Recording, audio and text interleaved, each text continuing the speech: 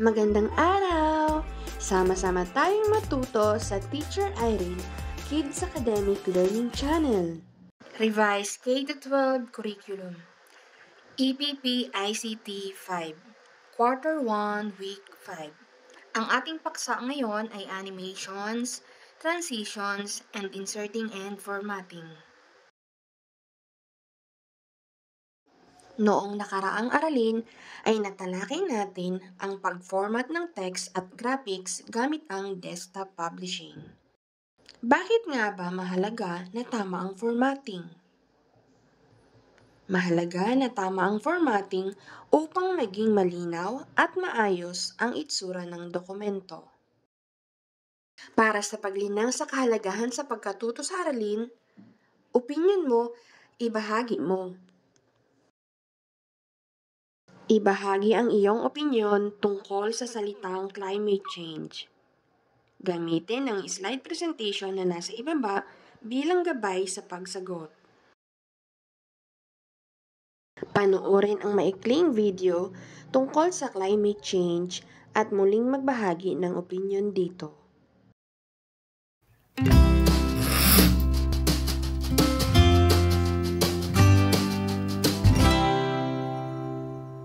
Hello, do you know who I am? I am the Earth. Yes, this very planet. And I would like to talk to you about a couple of things which worry me and should upset you too. Everyone talks about the weather, like what it's doing today and the next day. Will today be colder than yesterday? Will it rain? And that's normal, as the weather plays a really important role in our lives. It influences us on what we're going to wear to school, for example, or if we're able to play outside. And it also influences all living things on our planet, as well as the plants. If you were to join me in an elevator, do you know what I'll tell you? That I'm hot. Very, very hot. This is because of climate change, which is something that human beings have a big responsibility for. Every time you turn on the light, the computer, the microwave, or even a shower, you are consuming energy. This energy is produced largely by burning gases, coal or petroleum, which are known as fossil fuels. To watch the full video and much more, click on the Happy Learning Cloud.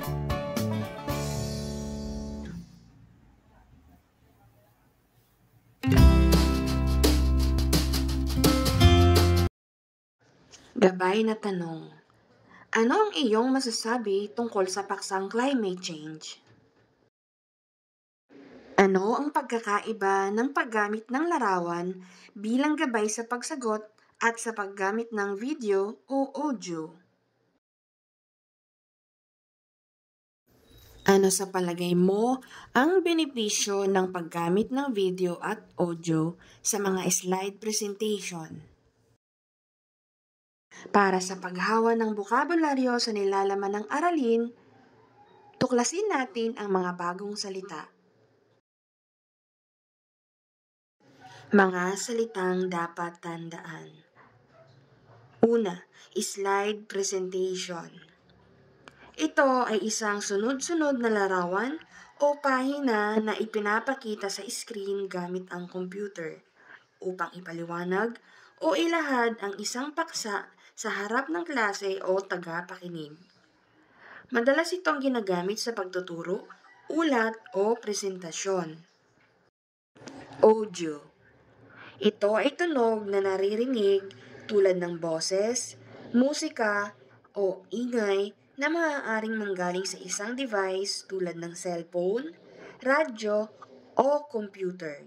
Ginagamit ito sa pakikinig o pagpaparinig ng impormasyon. Video. Ito ay sunod-sunod na larawan na gumagalaw at may tunog na ginagamit upang ipakita ang isang kwento, paliwanag o pangyayari.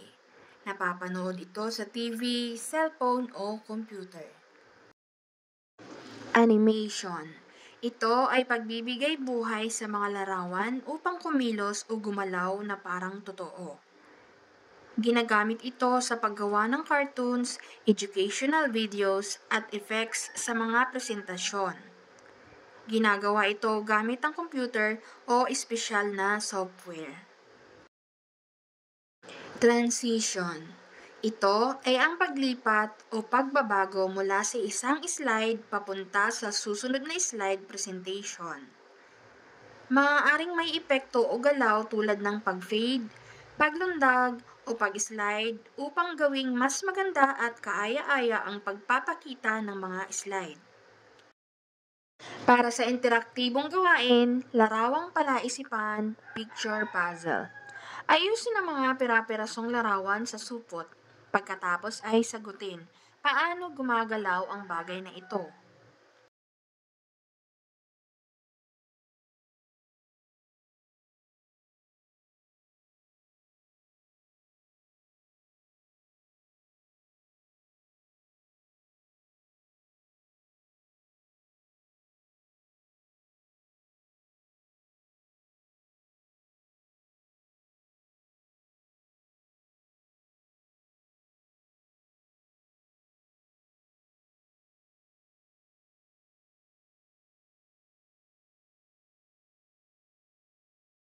Pagproseso ng pag-unawa.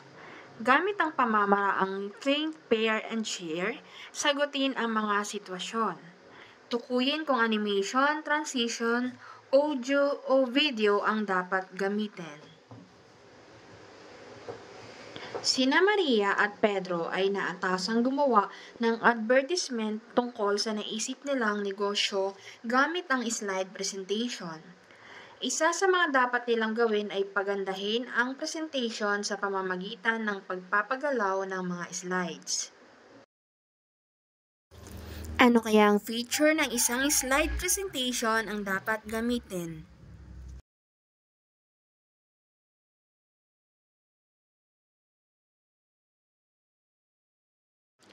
Si Juan ay naatasang mag-ulat tungkol sa 12 Child's Basic Health Rights.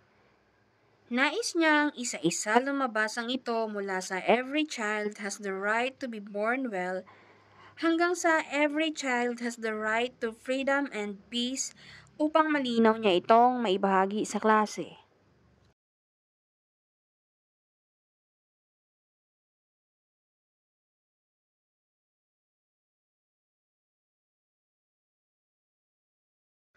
Si Leia ay mahilig kumanta ngunit nahihiya siyang ipakita ang sarili habang ginagawa ito. Isa sa mga gawain nila sa asignaturang MAPE ay ang paggawa ng slide presentation na naglalaman ng mga bagay tungkol sa kanila at ang kanilang talento.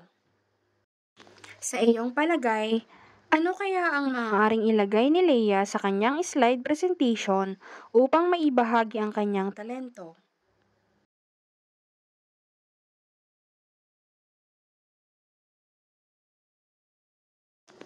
Si Teacher Grace ay guro sa asignaturang agham.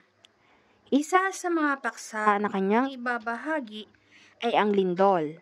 Ito ay sanhi ng isang mabilis na paglabas ng enerhiya na nanggagaling sa ilalim ng lupa.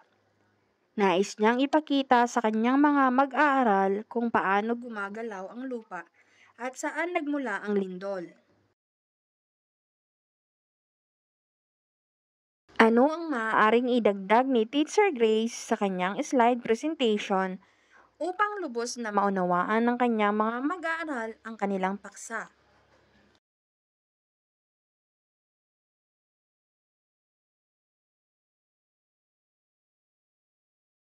Material analysis. Panoorin ang PowerPoint. Itapat ang tamang letra ng definition A to D sa hanay A sa bawat material, 1 to 5 sa hanay B.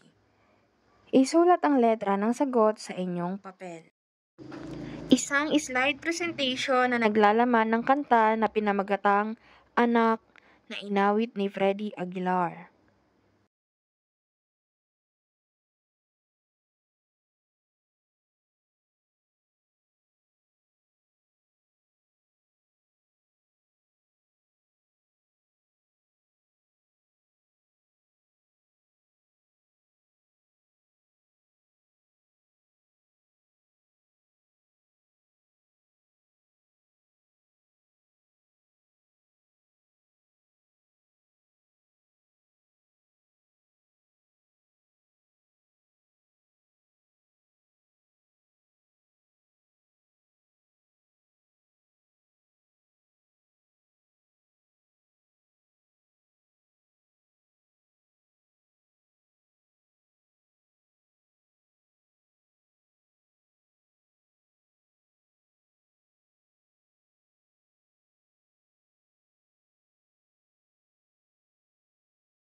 Material 2. Isang slide presentation na naglalaman ng video tungkol sa pagmamahal ng isang ina.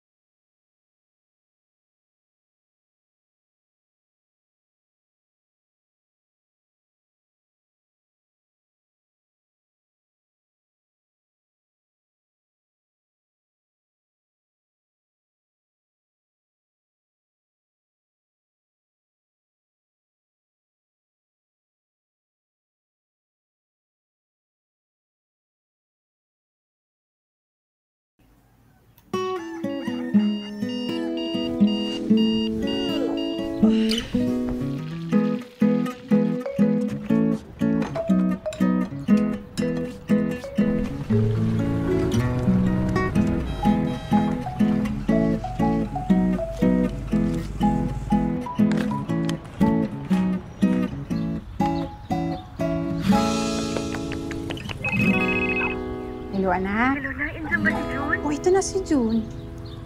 Ma, salamat po sa pinadala niyong pancake. Para naman masaya ka sa birthday mo. Anong wish mo? Wala na po, Ma. Nabigyan niyo na po lahat eh. I love you, Ma. Wala man siya sa piling ko, masaya akong napapalapit ko pa rin ang aking pag-aaruga. Isang tawid lang, napapadala ko na ang aking pagmamahal with Smart Padala. Material 3. Isang slide presentation na naglalaman ng iba't ibang slides na ginagamitan ng transition effects.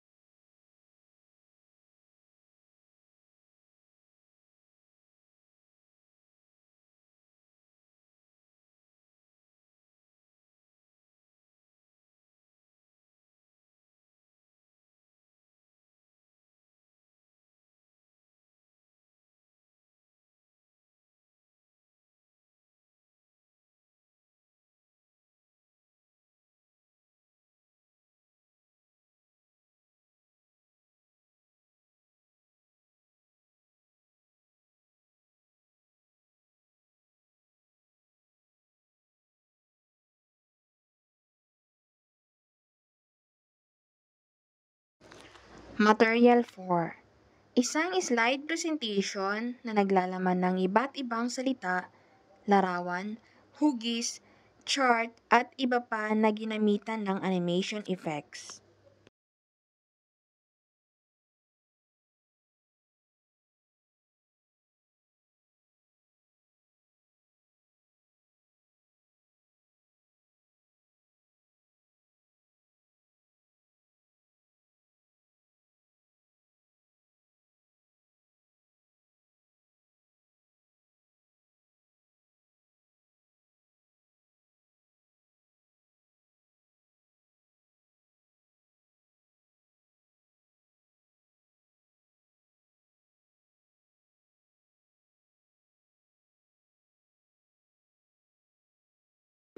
APP ICT 5, Quarter 1, Week 5, Day 2.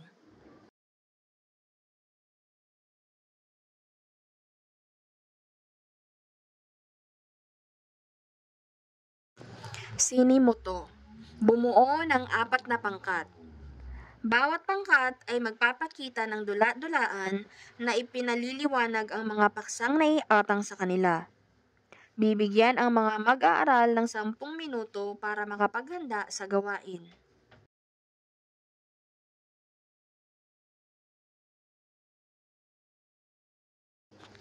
Paggawa ng slide presentation na may animation, transition, audio, at video.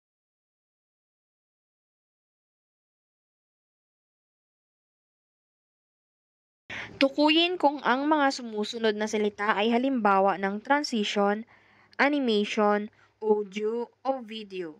Isulat ang iyong sagot, sapat lang. Number 1. Pelikula tungkol sa talambuhay ni Rizal. Number 2. Peel Off. Number 3. Record ng awiting lupang hinirang. Number 4. Fracture. Number 5. Float In.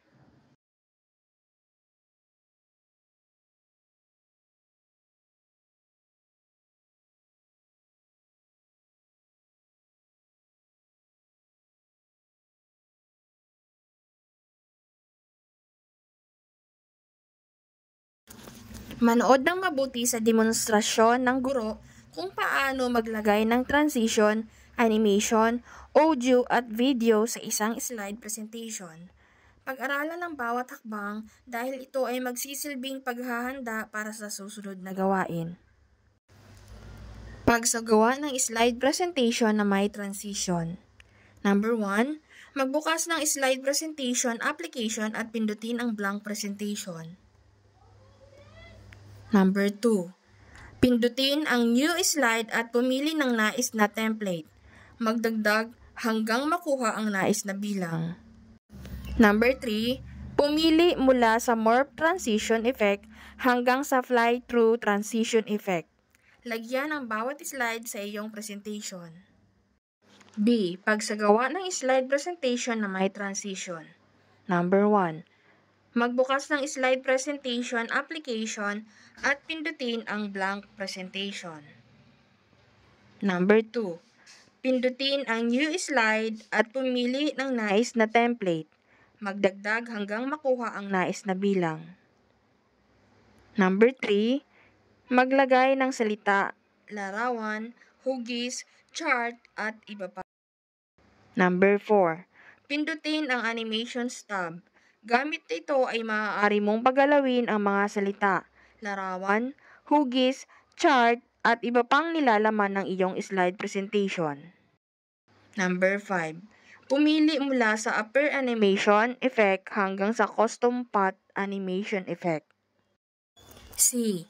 Pagsasagawa ng slide presentation na may audio. Number 1. Magbukas ng slide presentation application at pindutin ang blank presentation. Number 2. Hanapin at pindutin ang Insert tab. Hanapin sa ribbon ang audio. Maaaring pindutin at piliin ang audio on my PC kung nakatago ang file sa iyong computer. Maaari mo ring pindutin ang record audio sa mga susunod na presentation kung nais mong mag-record sa oras na iyon. Number 3. Pagkatapos pindutin ang audio on my PC, hanapin at pindutin ang iyong audio at i-click ang Insert. Number 4. Maaari mong ipakita o itago ang icon nito gamit ang Bring Forward at Send Backward na matatagpuan sa Format tab. Maaari mo ring baguhin ang hugis, kulay at maglagay ng border, effects at marami pang iba. D. Pagsasagawa ng slide presentation na may video. Number 1. Magbukas ng slide presentation application at pindutin ang blank presentation. Number 2. Hanapin at pindutin ang Insert tab. Hanapin sa ribbon ang video. Maaaring pindutin at piliin ang video on my PC kung nakatago ang file sa iyong computer. Maaari mo ring pindutin ang online video sa mga susunod na presentation kung ito ay manggagaling sa internet. Number 3. Pagkatapos pindutin ang video on my PC, hanapin at pindutin ang iyong video at i-click ang Insert. Maaari mong palakihin o paliitin ang laki nito gamit ang Format tab. Maaari mo ring baguhin ang hugis, kulay, at maglagay ng border, effects, at marami pang iba.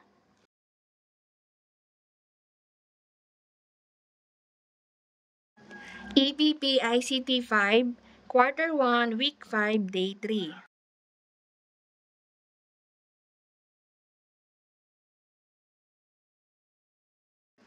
Ipagpalagay na ikaw ay kasama ng batang manlalakbay na si Dora. Kailangan ninyong pumunta sa play park upang mabisita ang kaibigan niyang si Diego. Ngunit bago ninyo ito magawa, kailangan ninyong matapos ang mga gawain na iaatang ng inyong guro. Tapusin ang bawat aktibidad upang maiwasan ang mga dancing trees at mga buwaya. Sundin ang mga panuto sa ibaba.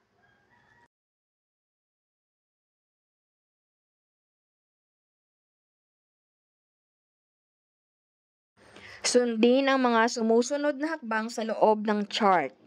Lagyan ng check ang katapat na bahagi matapos ito gawin. Para sa slide presentation tungkol sa aking sarili. Number 1, buksan ang computer at ang slide presentation. Number 2, pindutin ang blank presentation. Number 3, pindutin ang new slide at title and content. Ilagay sa title ang salitang pagpapakilala. Sa ilalim naman ay bumuo ng 4 hanggang 5 pangungusap tungkol sa iyo. Maaari mong ibahagi ang iyong edad, pamilya, tirahan at iba pa. Number 5. Pindutin muli ang new slide at comparison. Dito naman ay ilagay ang iyong mga ayaw at hilig. Maaari ito ay tungkol sa pagkain, kulay, ugali, laro o sports. Huwag kalimutan na isave ang iyong slide presentation. Pangalanan itong slide presentation tungkol sa aking sarili.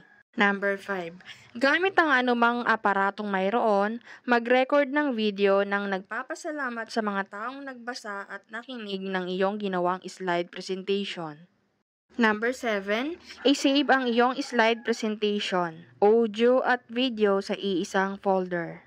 Ipakita sa guro ang natapos na gawain. Matapos ipasuri gamit ang anumang uri ng Crayola, gumuhit ng linya mula sa starting point hanggang makalampas sa dancing trees.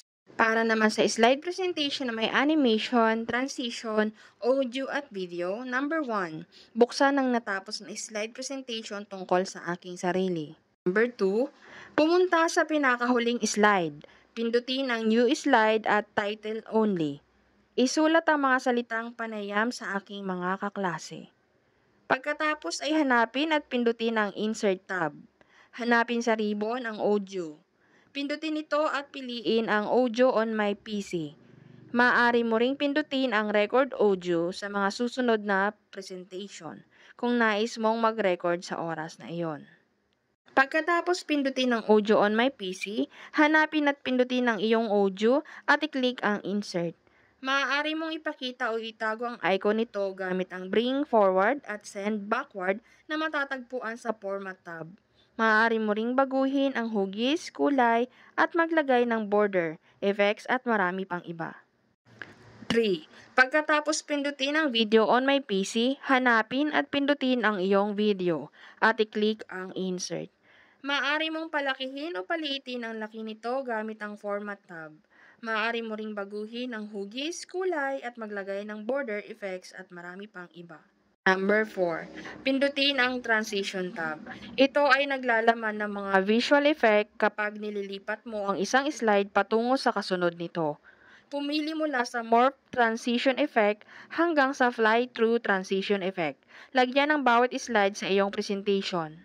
Number 5. Pindutin ang Animations tab. Gamit ito ay maaari mong pagalawin ang mga salita, larawan, hugis, chart at iba pang nilalaman ng iyong slide presentation. Pumili mula sa Appear Animation Effect hanggang sa Custom Path Animation Effect. Lagyan ang mga salita, larawan, audio at video na nasa loob ng iyong slide presentation. Number 6. I-save ang iyong slide presentation sa kaparehas na folder. Number 7.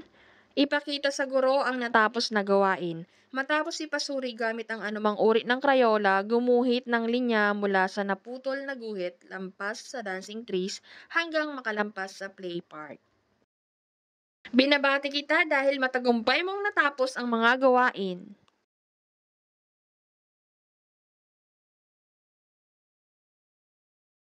EBP ICT 5, Quarter 1, Week 5, Day 4.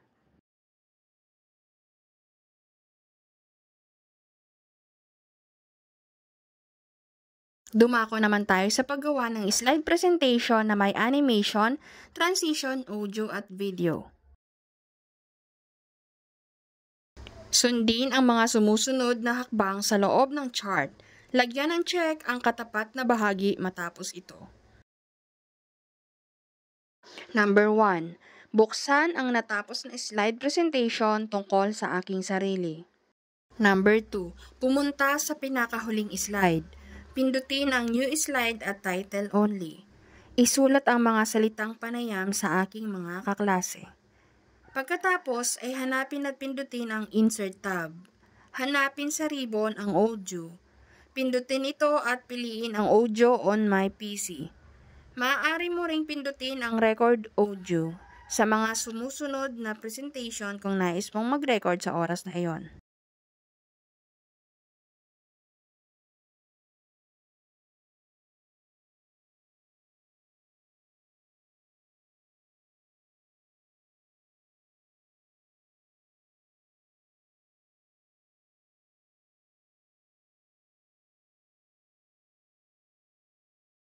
Number 3.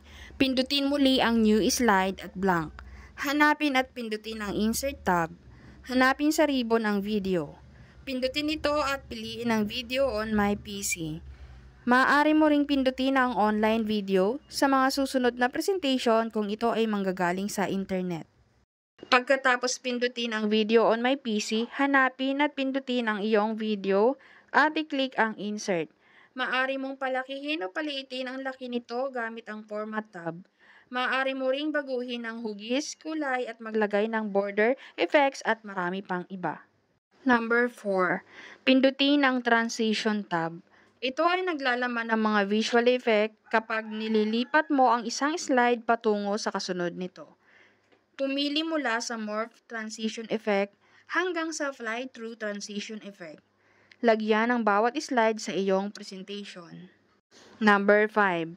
Pindutin ang Animations tab. Gamit ito ay maaari mong pagalawin ang mga salita, larawan, hugis, chart at iba pang nilalaman ng iyong slide presentation. Pumili mula sa Appear Animation Effect hanggang sa Custom Path Animation Effect. Lagyan ng mga salita, larawan, audio at video na nasa loob ng iyong slide presentation. Number 6. I-save ang iyong slide presentation sa kaparehas na folder. Number 7. Ipakita sa guro ang natapos na gawain. Matapos ipasuri gamit ang anumang uri ng Crayola, gumuhit ng linya mula sa naputol na guhit, lampas ng dancing trees, hanggang makalampas sa play part. Binabati kita dahil matagumpay mong natapos ang mga gawain. Basahin ng tahimik at sagutan.